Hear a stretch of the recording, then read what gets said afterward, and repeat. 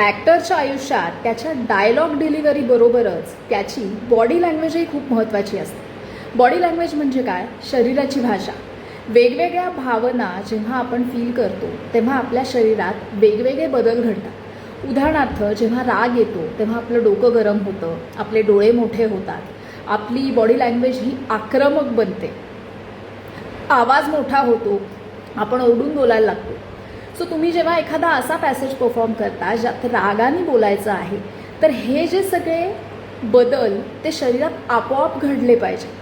किंवा माणूस जेव्हा दुःखी असतो तेव्हा त्याचा गळा भरून येतो, डोळ्यातनं पाणी येतं, एनर्जी एकदम लो होते. सो तुम्ही एखादी दुःखी स्क्रिप्ट परफॉर्म करताना हे बदल तुमच्या शरीरात झाले पाहिजे. याला शरीराची बॉडी लँग्वेज असं म्हणतात. ॲक्टिंगमधले अजून बारकावे तुम्हाला शिकायचे असतील, उत्तम ॲक्टिंग शिकायची असेल, तर मला तुम्हाला इन्व्हाइट करायचं आहे माझ्या 99 रुपयाच्या ऑनलाईन ॲक्टिंग मास्टर क्लाससाठी.